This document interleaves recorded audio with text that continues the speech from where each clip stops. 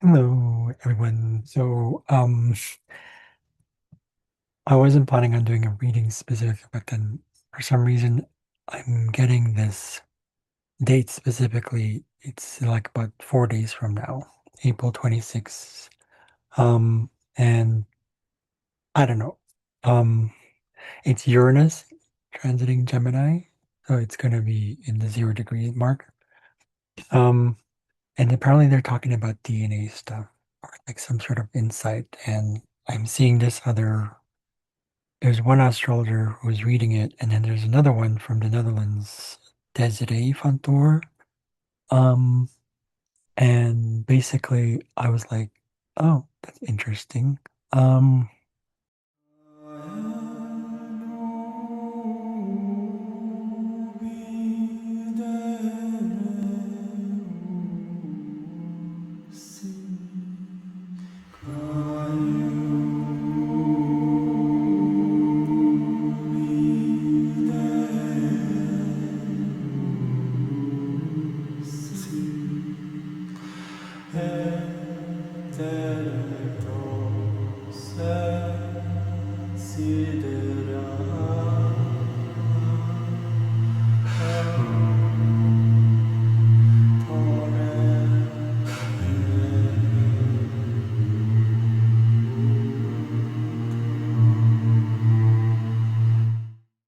so I looked into the DNA stuff, and this one, for some reason, the time was there, 3:52 a.m. Greenwich time. And so based on the asteroids that I've done research on, including dwarf planets, one dwarf planet, that's Haumea. I'm looking at the chart right now, and I'm going to see what I see here. So right away, I see government. Okay. I don't know if it's something to do with government involvement, but because it feels like DNA stuff, it has to do with the body. So I was going to go into this a little bit more on medically speaking, like medical astrology, and let's see what we get here. All right, so the first thing I saw was like the sun. The sun is going to be in Taurus. Okay, so it's already, I believe, already been in Taurus. It's Taurus season near the end of April. Um, but it's ears, nose, and throat. So usually tied to the ear, nose, and throat, and I believe the shoulder areas. Um, and Ptah is trying to that. But if you were to look into Ptah itself, like based on what I discovered myself, um, something about, I don't know if it's adding to the DNA or anything like that at all. If anything at all, it's probably through the said the ears, nose, and throat area. But I'm going to, you can say, cheat through the asteroids, and that's what I do. Um, let's see here. Inception, conception, maybe sort of like something to do with asexual reproduction or production, newborns again. So this totally makes sense right now. So something to do with the heart as well, pulmonary vibrations rather than the heart. Um, the heart's magnetic field might be a little different. The tongue makes sense. The tongue, mouth, orifices, and lungs. Okay, that's part of that as well. Consumption. Any sort of consumption, the esophagus, the throat, vocal cords, talking. Maybe you might feel larger in the ear area. Listening, again, something to do with the breathing, inhaling, the face, the beard. I don't know what that is. Let's see here. Probably something to do with the hair. I saw something about hair earlier. I don't know what that is. Like straight hair? Nothing about that.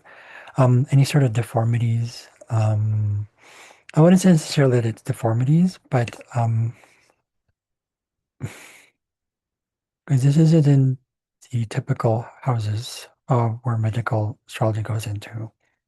But if it is the case, then if it's transiting your Taurus placements, or if you have a placement in, uh, it'll be more positive, more flowing, I would say, if you had between 5 degrees to 29 degrees in Sagittarius or 11 degrees in Capricorn or 29 degrees Leo or all the way down to 11 degrees Virgo. Or same degrees measurements if it's in Taurus. So those are the placements that I would put them in terms of how it would flow more positively, so to speak, meaning like, in your own birth chart. But generally, maybe that has something to do with this one as well. So deformities may not be part of this one unless it is something probably you're experiencing to some degree, like a sort of deformity or something like that. I don't know what it is. Could be also infections, your trauma or shock, maybe tumors, dwarfism. That's more like with the newborns, I would say. Let's see what I'm getting here. We do have the sun, because what they're saying here with this one is that the there's a comet coming in. So that kind of makes sense. Where you'll feel like a newborn sort of feel. This is more with the sun, so I would say it's something to do with like leadership positions. Because we already have the time here, this has more to do with um, financial systems, people ahead of financial systems. I'm kind of tying in medical with national astrology here, or mundane astrology, and something to do with that, like a newborn system or a different set of eyes, you can say. I feel like there's something to do with that. And but it's also tied to something about the past. The moon might be affected with this one as well. So in this case, what'll happen is people might feel this as well. Okay. Little things possibly. We have a grand Earth trine here in Virgo, Sun, and Ptah, including the South Node. So with the South Node being there, um, it feels a lot more like tying it back to something we're going to go back into. This is something to do with financial things, contracts that we're getting into. This is tied to the seventh house, to the 11th, and the financial system, possibly also entertainment industry, something to do with that as well. Communities, clubs, those kind of things, any sort of social engagement stuff. Because it's happening at an Earth level, and Ptah is actually in Capricorn, this might also tie in with the skin. Maybe people might feel it in the skin. And it's retrograde. Ptah is retrograde, so that means it feels it's going to be like persistent. It's going to be there for a while, but it's also more internal. It's going to be in little pockets of the world. It's not, I don't think it's going to be all over. So depending on who feels it, that's probably going to happen. Um, that's the first thing I saw because the moon is tied to that as well. But we also have the sun trine the north, sextile the north node. There's actually a grand, I forgot what shape this is. It's like a square, rectangular shape. There's going to be a flow between what's changing internally with Haumea here in 3 degrees 10 minutes of Scorpio. So it's going to be more transformational energy for sure. It's internal. Um, it's kind of this sort of inner knowing that we have. Haumea is a high vibration of Neptune, and it's tied to self-worth. So I would say it's more of like a knowing of one's worth as well. So with the collective path of the North Node and South Node, conjunct with is the ascendant, so that means embodiment, specifically like with nations. It's going to be the conditions, but generally with nations, because we have the trine to Haumea here. So there's going to be a flow in the changes with the nations, possibly like places where there's more water involved, water to earth, sort of, you can say ratio. Um, and the government has something connected to this, the government with people. So there's going to be a natural flow with the government and people. That's what I'm predicting here. What else are we having here? Also have Didymos here actually it's trine Chiron. So this is going to be a look through, there are certain people who might go through this, especially even in the financial systems of the world, might go through some sort of like, you can say immune system change, and hospitals might be involved in this. So something to do with also teaching lessons that are going to be learned. What is this one? Things that have to do with medicine is involved in this, but something to do again with self-worth, financial systems, the um, entertainment. There's a tie to that. But with Didymos here, it's more like he rules the twins. Didymos represents twins or two things, so it might come in pairs. So there's kind of like a I'm hearing the word double helix. There's something that's going to change that, and it's going to expand because it's in Sagittarius. So with the other placements earlier, it's more like a sort of a restabilization, I feel, with the Earth. With the fire, it's going to be sort of like a change, shift. With Didymos here, square Sisyphus also. This feels like there's going to be that thing, what do you call this? There's challenges between one side of this where people might not agree with it, but there's also those that are, if it has something to do with, let's say, the country's reputation, there might be some influence on that. How is there's a correlation. Sisyphus here is in the seventh house, also in Virgo. So it's these little things. So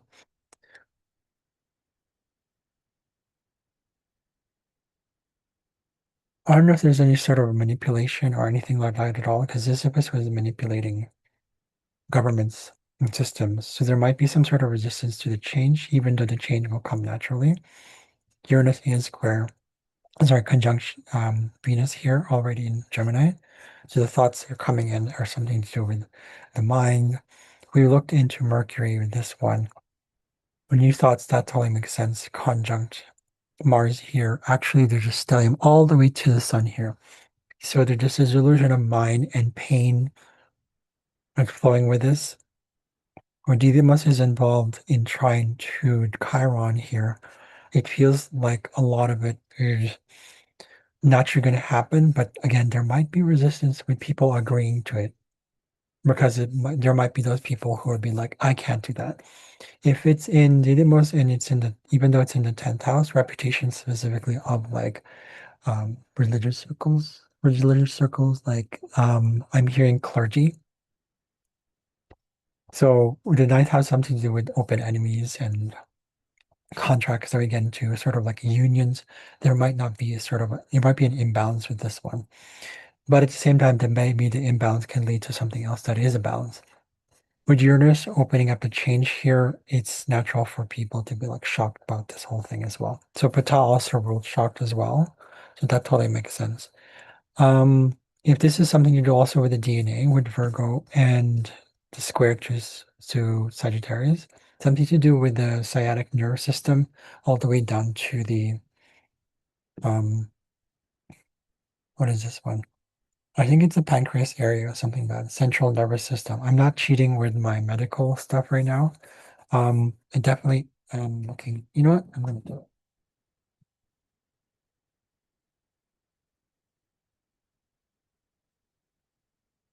Using shortcuts here.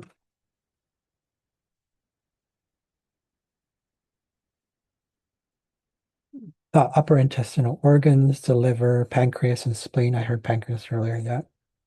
Upper intestine, ascending colon, immune system. I already said that before. Automatic or autonomous nervous system, the sympathetic nerves. That's the one I was thinking of. Portal circulation. The fingers as well might be involved in this one, which is kind of like also with Mercury as well. Where Mercury is involved with that one with the immune system here. That totally makes sense. Uh, and with Sagittarius there, that's part of the thighs, femurs, arterial circulation in general, especially the external iliac, femoral and sacral arteries. Significant influence over the venous, sacra, iliac, and great saphenous veins as well. And Venus is conjunct right here with the stellium down here. So that explains the whole process. Is there a relationship to, oh, okay. With Saturn, Neptune actually sextile Pluto, there's a DNA shift as well. That's not normal. Yeah, Pluto also rules DNA. But it has tied to the nerve, I believe, the saphenous veins because it is with Aquarius, and Pluto is in Aquarius right now. So this Venus sacra, iliac, and great saphenous veins, I believe has something to do with just the leg area. That's usually the area where Sagittarius is located in. Includes also the central nervous system, motor nerves, voluntary muscular system. So with the placement of it actually Potaz square Neptune Saturn here. So I'm feeling that there's this sort of again resistance to this, right? So there might be more like headaches. I know people, and I see this a lot too. I'm seeing this in circles, like it's like people getting headaches and migraines and all that stuff. That's exactly what's happening right here, especially with Pluto shifting the DNA of humanity. That's what it's signifying. Not Pluto's not doing that directly, but it's the significant. It's the representation of that headache, migraines, because a shift is happening, and it's going like, and it's happening up here first. It can also happen in the ears, nose, and throat area, so people are going to feel that for sure. But Uranus rules unexplained medical phenomena, and it's tied to Gemini. So Gemini has a lot to do with the how the nervous system. Oh, that's Mercury. How the nervous system flows. It's not the nervous system itself, like the circulation of energy through the nerves. But Gemini rules bronchial tubes, upper lungs, shoulders, clavicle, scapula, arms. Like I said earlier, okay, right, radius and ulna, arms and hands. The wrist conforms as well. Body capillaries, speech centers of the brain, peripheral different nerves and coordination, tubes of the body in general. So that explains that. With Uranus, there is a lot to do with EMF as well. I believe that EMF is already being affected now. So rather computers, like the other day, I'm just like, I didn't click on that. What's going on here? So AI is most likely part of this, which is funny because euthanasia is AI. I did my research on it, and euthanasia is tied to that. So with the collective midheaven, it's something to do with how we see ourselves in the public as well, tied to the 10th house, which is reputation, ego. So there might be ego naturally flowing with that, and either flowing with the um, something to do with the correlation between AI, but also the heart. It says here it's in the heart, lower back. Um, what else is Leo? But something to do with the DNA shift as well with heart. We saw that earlier when I talked about Gemini here, right? So it's actually Athanasia trine Mercury and Mars here. So that totally makes sense. More of Mercury than Mercury is that whole like flow of the blood. Something to do with that. So there's two things generally is happening here. There's a natural flow of through anything with the bones, the skin, any sort of external stuff with the internal nerves all the way up. I feel like there's something going up. I'm seeing going like this. And because Sisyphus, he pushed the boulder up the mountains, there's going to be that resistance. So it's going to feel like it's heavy, right? But that feels like it's freeing though, because Venus rules. I saw earlier, what did I see here? Sagittarius. Yeah, the saphenous veins. Iliac, Venus sacra. Okay. Um, so this would be a time to kind of balance things, I would say. There's an earth placement and there's a strong earth, natural flow with earth and also fire. And that could mean that there could be total resistance to these kind of changes with the comet coming in.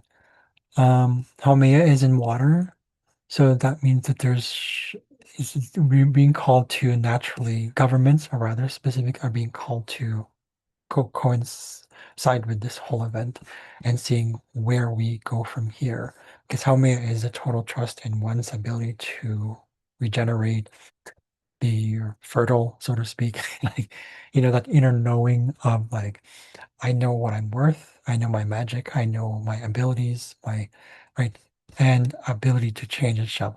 It's actually in the eighth house with Scorpio, right, in placement of that house that it rules, but it's ruled by Libra. So when we go to Venus, which is going to be going to be conjunct Uranus. Venus actually it has that flavor of Gemini in here. So again, the mind is going to be affected here. So that's a lot to do with the head. Anything to do with the head up to the shoulder area. Um, I'm gonna go further into Didymos and then see what we get.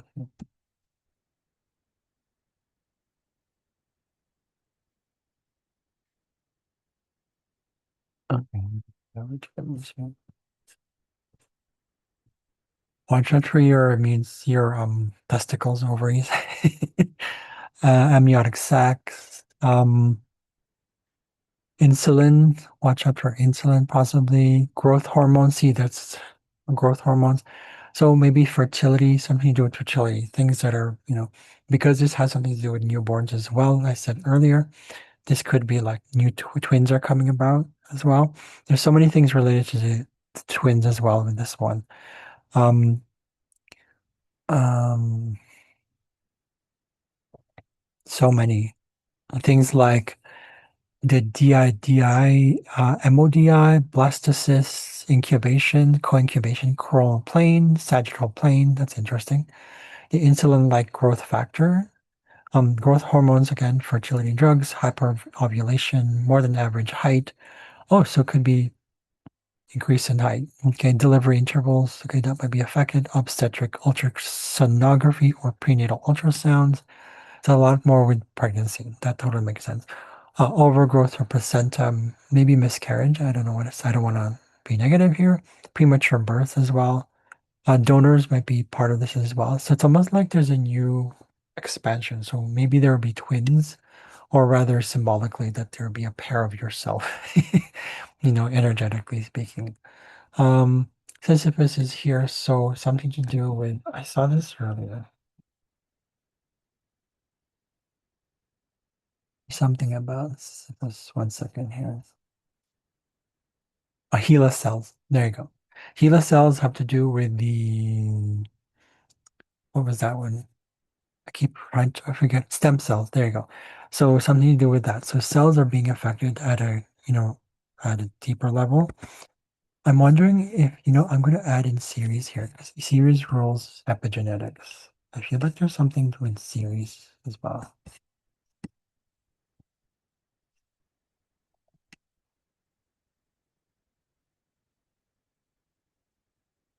Sure. Square Athanasia. So there might be a shift in how the epigenetics and how the, I would say there's something about the second house is ruled by Mars here. So, but it's conjunct Chiron.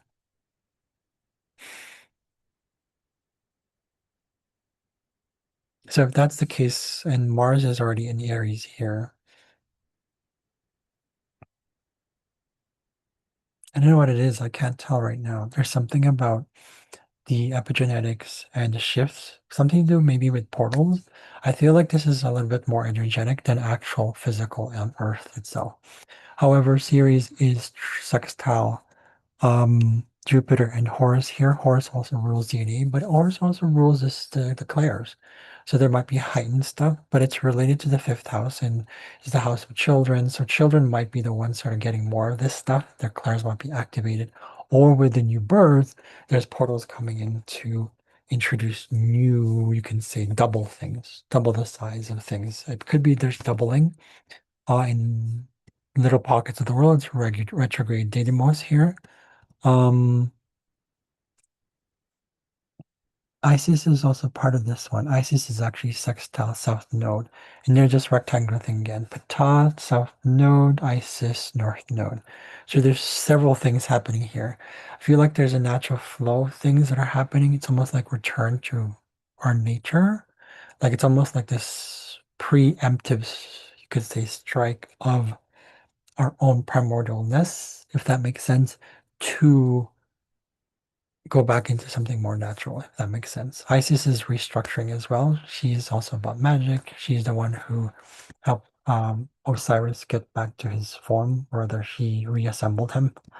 Um, Let me go back into Isis here. Right, so she is about love, unconditional love, being able to see things. She's also the mandala, something to do with her mandala, because she's imbues power. So there might be imbuement of powers. Um, Things that are, I feel like there's something about a union of something here as well. I don't know what that is. Something to do again with mothers that ties in with the whole pregnancy thing. She's tied to DNA and RNA. Okay. There's going to be a new life cycle. But because this whole Uranus thing is going to be in Gemini, and it's in Gemini, it's because it's in a Gemini, in a mutable sign, this is a shift that's happening, a shift that's changing. When Uranus eventually goes into Cancer, there'll be a new shift in how we see ourselves at an emotional level, our functions, like our more basic functions, like our more the emotions, our instincts, our magnetism, our digestion possibly will be a part of that as well. Chest area. So, but with Gemini here, it's only going from here, coming down from here, because it's already been starting from the head up. That's why a lot of people, or maybe, yeah, a lot of people are feeling like, I feel, I've been feeling like, it's almost like I was gonna get an onset of lightheadedness, but it never comes. It's just like this energy up here. You can see it. Okay, so that's what I'm seeing here.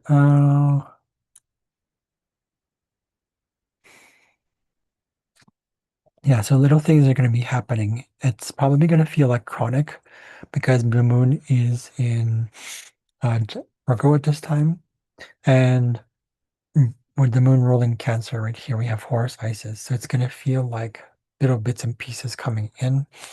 It's not, I don't know. It's probably going to be a shock, more like in your neighbors. It's going to be in the third house. So that means like your immediate environment. It's probably a reintroduction of things that we've taken for granted, skills we've had all along. It's not anything really new, to be honest, but it is a shift towards or returning to what feels like the new. Okay. So what else do I have here?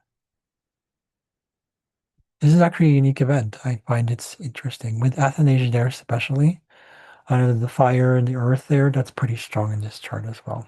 So it's a combination of, I feel like there's an elemental balance here as well. There is a split between Pluto, Sisyphus, Didymos, Haumea. You can see that down to Uranus. There's a focal point to Uranus right here. So that means it's definitely like electromagnetic related, unexplained phenomena, new insights coming in. I want to see where actually, because the high vibration of Uranus is actually Makemake. Makemake is not DNA, but he is downloads. Where's Makemake? Huh. Okay, right here. 11 degrees Libra, and it's actually opposite of Saturn and Mars.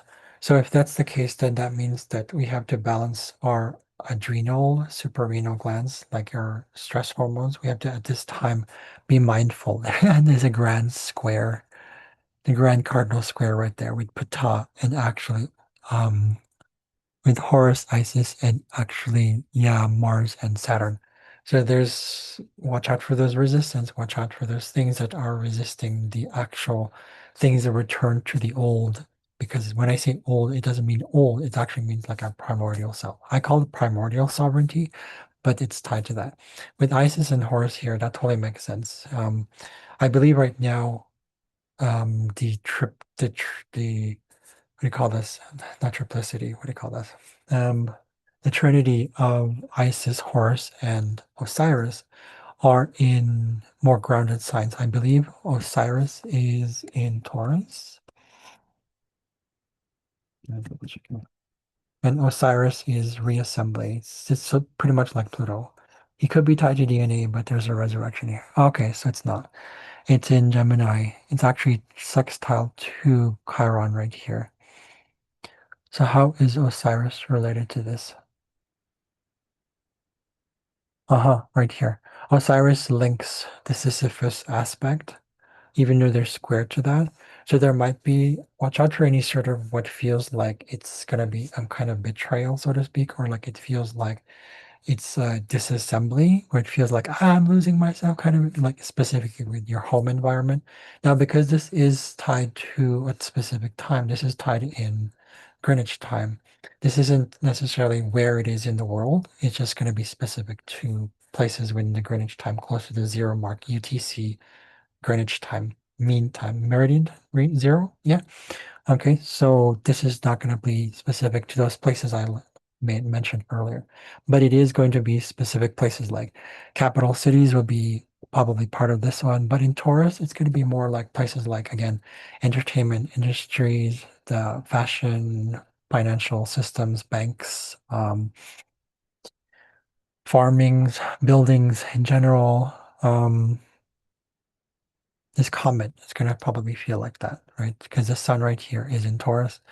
The moon, that's where the government's. With the moon, it's going to be in, because it's in Virgo, it's in like small places like where there's a lot of small animals, small farms, or higher places. Ptah is right there. So it could be high elevated places as well. So that's all I can say right now. I didn't want to speak too much on this. It's already like 30 minutes. I think that's about it for now. I just wanted to do this on my own, doing my own thing and see what happens. We can go further into details. If you have any questions, let's see what we get. I was just focusing on the DNA slash RNA slash the changes might happen specifically with this so-called comet. I don't know what it is. Okay, so very much. Thank you very much. I think that's about everything. I will see you guys later. Have a good day. Ta-ta.